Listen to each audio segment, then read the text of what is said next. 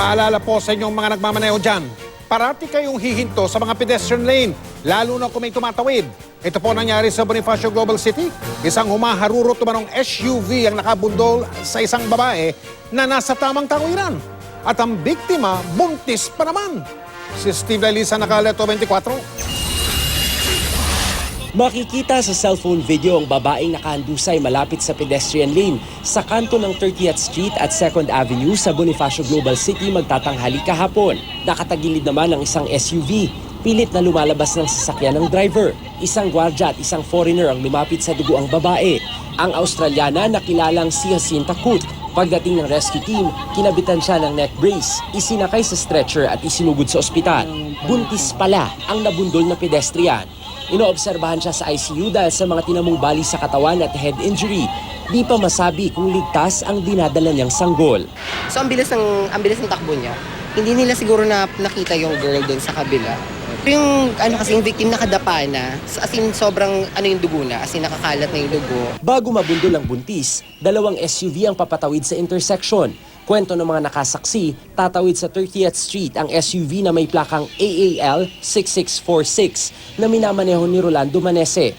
Tsempong patawid din si Ann Soriano, driver ng isa pang SUV na may plakang NMI 615 galing 2nd Avenue. Dahil walang stoplight sa kantong ito, nagkabulagaan ng dalawang SUV. Nahagip daw ng ikalawang SUV ang pitan ng unang SUV, kaya umikot ito, tumama sa patawid na buntis at saka tumagilid. Posibleng maharap sa reklamong reckless imprudence resulting in damage to property with serious physical injury ang dalawang driver at pagpapaliwanagin din ng LTO kung bakit di dapat kansilahin ang kanilang lisensya. Reckless driving ito, maliwanag na maliwanag dahil dapat nakita niya na, no? Nakita niya na may pedestrian lane dyan, may nakita niya na may tatawid dyan, dapat siya nagpinor na siya at umipo siya. Sa datos ng MMDA mula Enero hanggang Abril ng taong kasalukuyan, mahigit 70 pedestrian na ang namatay. Halos 2,000 naman ang bilang ng mga nasugatan sa magkakahiwalay na aksidente dito sa Metro Manila. Sa pinangarihan na aksidente dito kahapon sa Taguig City, wala mang mga signal light. Nagumiyaw naman yung mga babala. Malinaw din ang pagkakapintura dito sa pedestrian lane, kaya nakakapagtaka na hindi ito mapansin o magminormal lamang yung mga dumaraang motorista. Ayon sa batas, dapat bigyang daan ng mga driver ang sino mang tatawid sa pedestrian lane.